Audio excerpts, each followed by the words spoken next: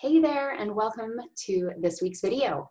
This week we're talking about wake-up calls. You know, that moment where you come out of the doctor's office and you're still looking like a deer in the headlights because you just found out that you have a serious health condition that you need to make some healthy changes around. Or maybe there's something else going on that has really woken you up to the need for some changes. This is also for those of you that maybe you wish you had one. Maybe you wish you had a health reason to force you to make changes in your lifestyle. I know I've had clients say something like that. I wish I could just have something that would force me to do this. And I've got some news for you. And in today's video, we're going to be talking about the truth about wake-up calls. All right, so before we get into it, I want to let you know that if this is the first time seeing these videos, I want to say hi. My name is Danielle Dinkelman. I'm a national board certified health and wellness coach, and I'm a plant-based nutrition educator. I do these videos every week in my YouTube channel and inside my free private Facebook group, both under the name Healthy Living with Danielle Dinkelman. If you haven't subscribed or joined us in the group, we would love to see you there. We focus on healthy habits, prioritizing self-care, and upgrading our nutrition, doing it all in sustainable, enjoyable ways. So if that's you, we would love to have you join the community there. Now, let's talk about wake-up calls.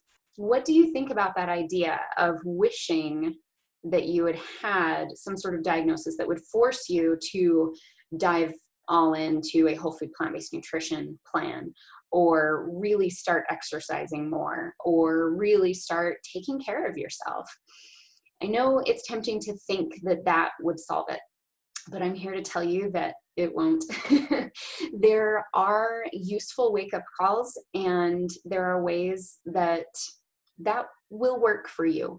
But ultimately, change has to come from the inside out. It can't really come from the outside in. Let me share a little story with you to kind of illustrate this. You may have heard our story before about my husband being diagnosed with cancer a few years ago. And that was very much a wake-up call for him. And we had already learned a lot about plant-based nutrition, and we were already implementing it a lot at home, but he wasn't quite bought into the idea full bore yet. But once he got that cancer diagnosis, you bet he was freaked out, and he said, "I'm in, let's do this." He dove in head first, and we went all in with this.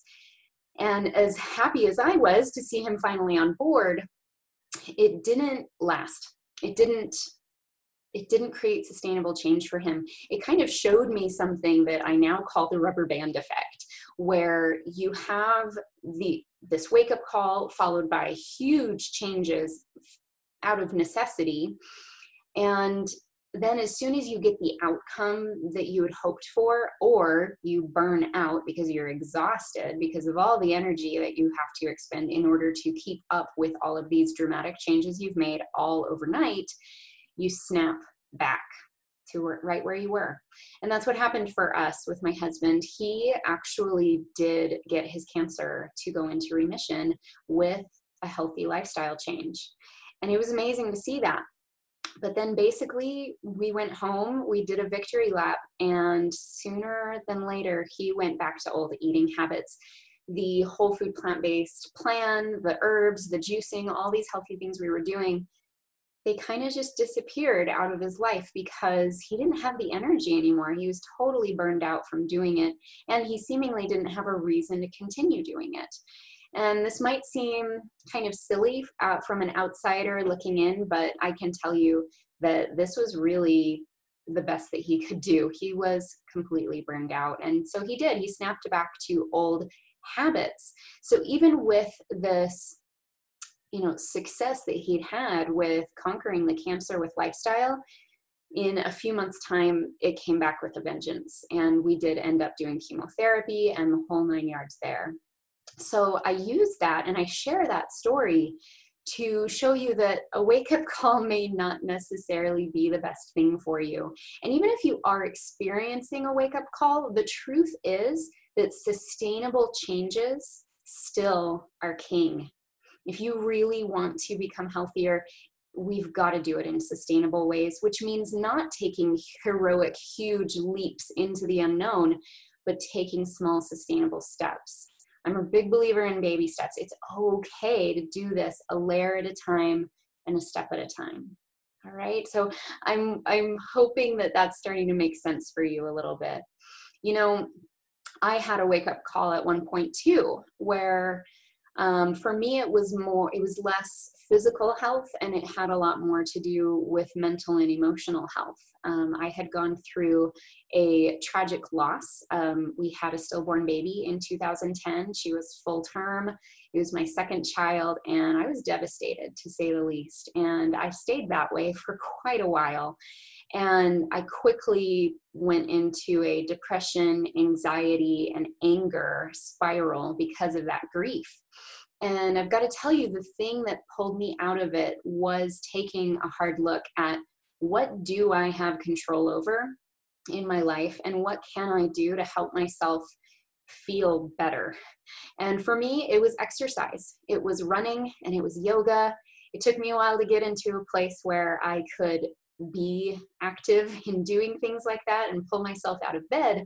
But once I did, it really did start to turn things around.